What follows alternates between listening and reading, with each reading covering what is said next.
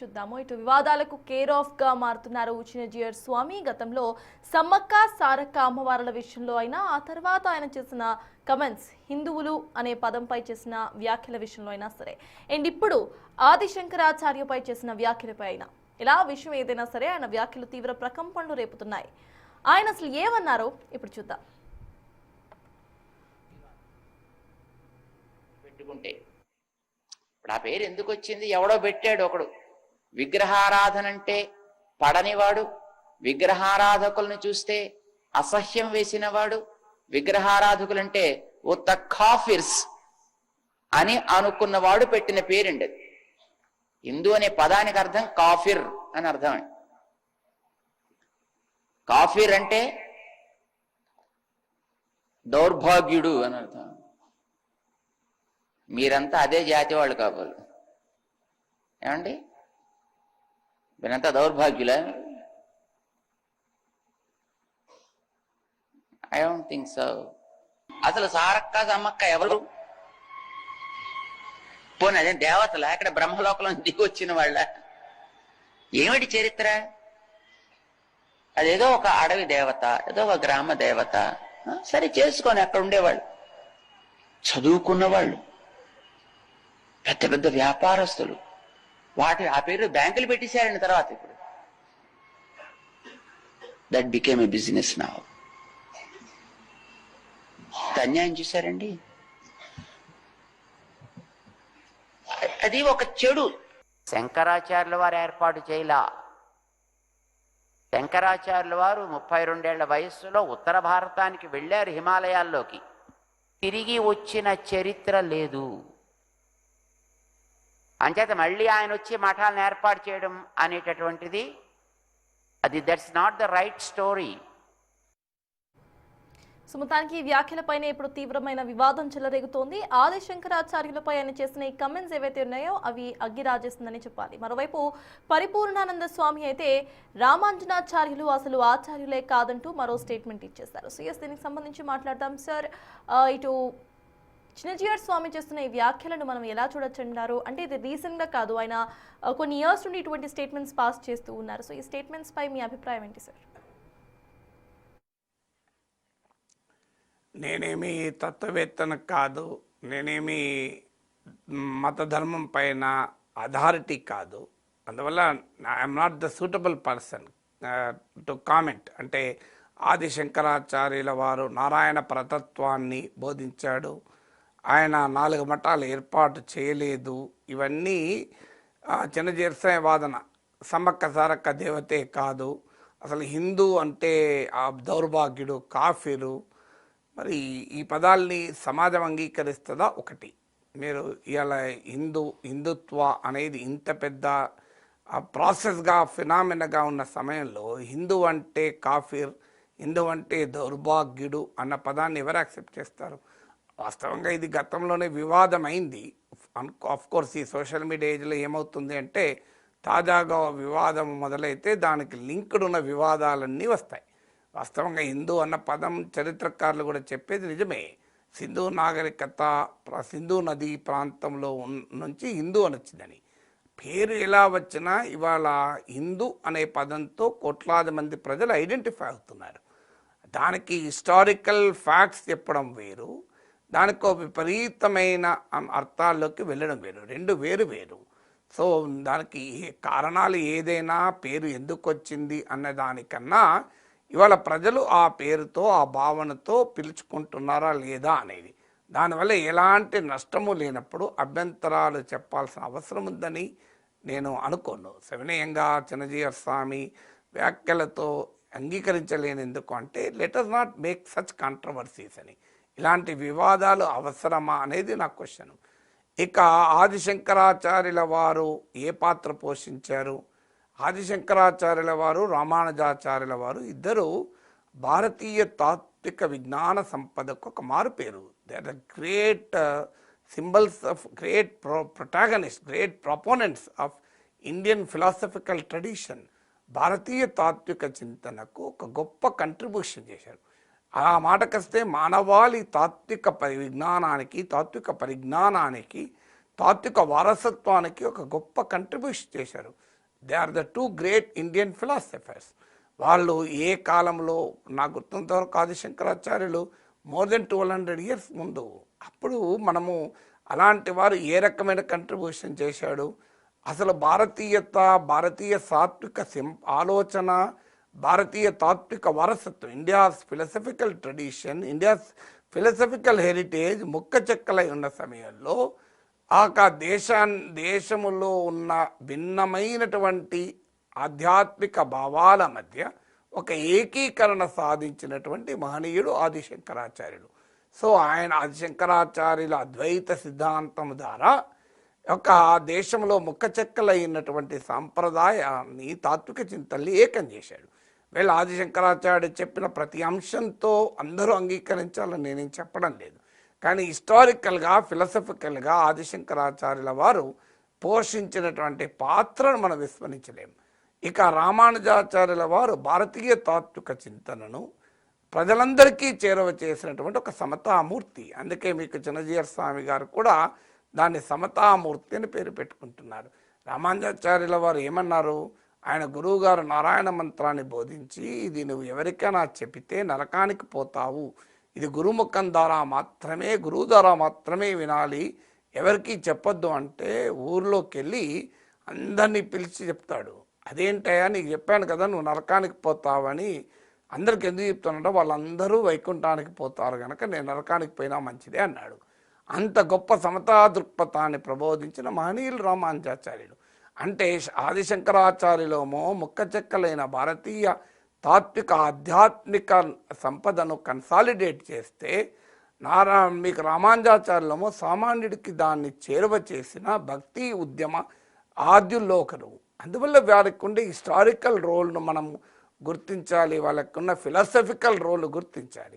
ఎందుకంటే భారతీయత అనేది, భారతీయ తాత్విక చింతన అనేది ఒకే రకమైన స్ట్రీమ్ కాదు. ఆ మాటకొస్తే హిందూ మతమే ఒక రకమైన స్ట్రీమ్ కాదు. సర్వేపల్లి రాధాకృష్ణన్ హిందూ మతం పైన ఒక గొప్ప అథారిటీ ఆయన ఏమంటాడు, ఇది టెపిస్ట్రీ ఆఫ్ ఫేత్స్ అంటాడు. అనేక విశ్వాసాల సమాహారం. ప్రజలు అనేక రూపాల్లో దైవాన్ని కొలుస్తుంటారు. సమ్మక్క సారక్క అందులో ఒక రూపం. ఇవాళ చిన్నజీయర్ స్వామి కాదన్నాడు గనక సమ్మక్క సారక్కను పూజించేవారు తగ్గారా? ఇప్పుడు 3 కోట్ల మంది ఈసారి సందర్శించారు. వాళ్ళంతా సనాతన ధర్మానికి వ్యతిరేకులా? వారంతా వైదిక ధర్మానికి వ్యతిరేకులా? ఎందుకంటే చిన్నజీయర్ స్వామి హిందూ అంటే అంగీకరించారు కనుక నేను హిందువులు అనే పదం వాడకుండా వాడుతున్నాను. వాళ్ళందరూ కూడా మీకు చిన్నజీయర్ స్వామి బోధించేటువంటి మీకు విష్ణుమూర్తిని పూజిస్తారు, సమ్మక్క సారక్కను పూజిస్తారు. తప్పు కాదు కదా. అందువల్ల Indian philosophy, Indian spiritualism is not uni God కాదు, ఒకే దేవుడు కాదు. అనేక రూపాల్లో దేవుణ్ణి పూజించేటువంటి సాంప్రదాయం ఉంది. అలాగే తాత్విక చింతన కూడా అనేక రూపాల్లో ఉంటుంది. ఇప్పుడు ద్వైతము, అద్వైతము, విశిష్టద్వైతము, జీవాత్మ వేరు పరమాత్మ వేరు అని ద్వైతం చెప్తే, జీవాత్మ పరమాత్మ ఒక్కటే అని అద్వైతం చెప్పింది. సో విశిష్టద్వైతము జీవాత్మ పరమాత్మ వేరు లాంటిదైతే జీవాత్మ కాండము లాంటిది అని జీవాత్మకు పరమాత్మకు ఉన్న సంబంధాన్ని విశదీకరించింది. అందువల్ల ఇలా ద్వైతము, అద్వైతము, విశిష్టాద్వైతము లాంటి భావవాద ఆలోచనలతో పాటు లోకాయుత లాంటి భౌతికవాదం, మీకు న్యాయ, వైశేషిక, సాంఖ్య, మీమాంస, లోకాయుత, చార్వాక, ఇలా అనేక రకాల తాత్విక చింతనలు ఈ గడ్డపైన వెళ్తాయి, బౌద్ధ జైన తాత్విక చింతనలతో పాటు. సో అందువల్ల వీటికి ఉన్న ఫిలాసఫికల్ కంట్రిబ్యూషన్ ఏంటి అనేది మనం చూడాలి. కానీ అనవసరంగా ఆ మహనీయుల మధ్య పేచీ పెట్టి, ఒక ఆయనేమో అసలు ఆదిశంకరాచార్యుల్ని ప్రశ్నిస్తే హిస్టారికల్ అండ్ ఫిలాసఫికల్ రోల్ పైన ప్రశ్నలు లేవనెత్తితే, మరొకరేమో అసలు రామానుజాచార్యులే ఆచార్యులు కారు అని విభేదాలు సృష్టిస్తే అది ఎవరి ప్రయోజనాల కొరకు? ఎప్పుడైనా ఎంత గొప్పవారైనా ఒకటి ఆలోచించాలి. మనం ఒక మాట అన్నప్పుడు అందులో పెద్దలు, అందులో ఆధ్యాత్మిక గురువులు ఒక మాట అన్నప్పుడు లోక కళ్యాణానికి ఉండాలి. ఒక మాట ఎందుకు అనాలి, మీరు ఆ కారణం ఏంటి, దీని పర్పస్ ఏంటి, దీనివల్ల ప్రయోజనం ఏంటి అని ఆలోచించాలి కదా. ఈ రకమైన వివాదాలను రేకెత్తించడం వల్ల సమాజ హితానికి ఇది ఉపయోగపడుతుందా? ఆధ్యాత్మికవేత్తల నుంచి మనం ఆశించేది సర్వమానవ సౌభ్రాతృత్వం, సర్వలోక కళ్యాణం.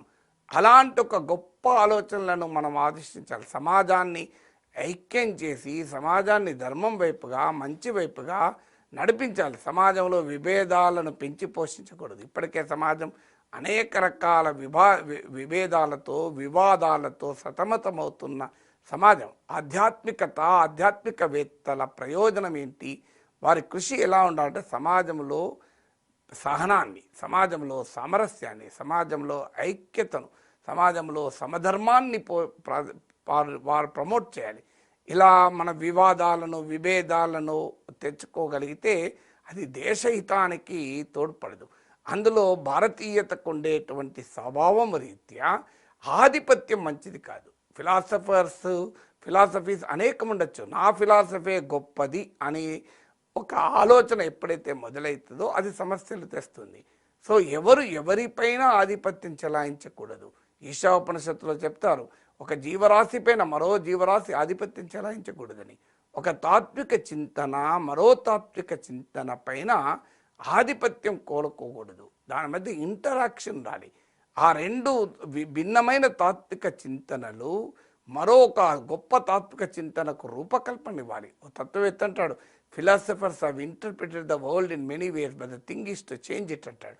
తత్వవేత్తలు ప్రపంచాన్ని పరిపరి విధాలు నిర్వచించారు, కానీ కావలసింది దాన్ని మార్చడం అంటాడు.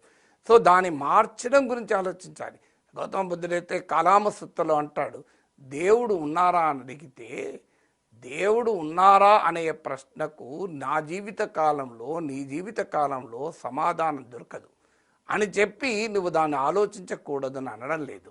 ఆలోచించుకో, కానీ ఈలోగా దుఃఖానికి కారణం నీకు తెలుసు. ఆ దుఃఖం అంటే ఏడుపనే కాదు అర్థం, సఫరింగ్ అని అర్థం బౌద్ధమత పరిజ్ఞానం ప్రకారం. సో హ్యూమన్ సఫరింగ్ ఇది మన కళ్ళ ముందు కనబడుతుంది. దీన్ని మార్చుకుందాం. ఎల్యూజివ్ క్వశ్చన్, దేవుడు ఉన్నారా, అదొక తాత్వికమైన ప్రశ్న. ఆ తాత్విక ప్రశ్నకు అన్వేషించుకుందాం, తాత్విక చర్చ పెట్టుకుందాం, ఆలోచించుకున్న ఆధ్యాత్మిక చర్చ పెట్టుకుందాం. కానీ ముఖ్యము ఇది కదా అని చెప్పి ఒక విషముతో కూడిన బాణము ఒక వ్యక్తికి తగులుతుంది. అప్పుడు వైద్యుడు వచ్చి ఆ బాణం తీయబోతుంటే ఆ బాధితుడు అంటాడు, బాణము తీయకు, ఒక వైద్యుడా ముందు నాకు ఈ బాణం వేసిన వాడు ఎవడో చెప్పు, వేసడానికి కారణం ఏంటో చెప్పు, ఆ విషము ఏ పదార్థంతో తయారు చేసిందో చెప్పు, నా పైన ఎందుకు వేశాడో చెప్పు అని అడిగితే ఆ వైద్యుడు అంటాడు, ఇవన్నిటికీ సమాధానాలు వెతికే లోపల నువ్వు ఉంటావా అని అడుగుతాడు. అందువల్ల ముందు చేయాల్సిన పనిని ఆ బాణాన్ని తొలగించి విషము నీ శరీరంలో ఎక్కకుండా చూడాలి కదా అంటాడు. అంటే what is immediate and what can wait అని గౌతమ బుద్ధుడు కాలామసూత్రలో చెప్తాడు. అందువల్ల ఇలాంటి ఎల్యూజివ్ టాపిక్స్, అంటే ఎంతకు అనంతమైంది, అనేక భావాలకు అవకాశం ఉన్న తాత్విక చింతనను మనము ఇప్పుడు సమాజంలో ఉండే ప్రజల ఐక్యతను భంగం వాటిల్లడానికి ఎందుకు వాడాలి అంటానండి. లెట్ ద డిబేట్ కంటిన్యూ, కానీ అది ఐక్యతకు దారితీయాలి, సర్వమానవ సౌభ్రాతృత్వానికి దారితీయాలి, మానవులకు కొత్త మార్గాన్ని చూపెట్టగలిగి మరింత మెరుగైన మార్గాన్ని చూపెట్టగలగాలి తప్ప ఎవరు ఇక్కడ శంకరాచార్యుల వారు గొప్పవారా, రామానుజాచార్యుల వారు గొప్పవారా, ఈ చర్చలో ఉపయోగం ఏమి ఉండదు కదా. అందువల్ల పెద్దలకు ఆధ్యాత్మికవేత్తలకు మనం కోరుకునేది ఏంటంటే, అయ్యా ఈ వివాదాలు అనవసరంగా సమాజానికి మంచిది కాదు. సో ప్రజలు అనేక రూపాల్లో దేవుణ్ణి పూజిస్తారు. రామకృష్ణ పరమహంస అంటాడు, మార్గాలు వేరైనా దేవుడు ఒక్కడే అంటాడు. ఆ మాటకత్తే విష్ణుతత్వమే చెప్తుంది కదా. ప్రహ్లాదుని శ్లోకం మనకందరికీ తెలదా, చక్రి సర్వోపగతంబు ఎందెందు వెదికిన అందందు కలదు దానవాగ్ని అంటాడు కదా. సో మరి చక్రి సర్వోపగతం అయినప్పుడు చక్రి శ్రీమన్నారాయణుడు అందరిలోనూ ఉంటాడు, సమస్త విశ్వంలో ఉన్నప్పుడు మళ్ళీ మనకు సమ్మక్క సారక్కులో కూడా ఆ దైవతత్వమే ఉంటుంది కదా. సో వారు సమ్మక్క సారక్కులు దేవుణ్ణి చూసుకుంటున్నారు, ఇంకో దాంట్లో దేవుణ్ణి చేసుకుంటారు. సో ఎవరితో ఎక్కడ ఏ రూపంలో ఉన్నా ఈశ్వరుడు ఒక్కడే అంటే కదా ధర్మం చెప్పేది. అందువల్ల లేని వివాదాలను మనం తెచ్చుకోవాల్సిన అవసరం లేదు. సమాజానికి ఇప్పటికే చాలా విభేదాలు ఉన్నాయి. అందువల్ల ఆధ్యాత్మికత ప్రజల్ని ఐక్యం చేయాలి, ప్రజల్ని సామరస్యం వైపు నడిపించాలి. Yes, sir. So, yes, sir. Thank you so much.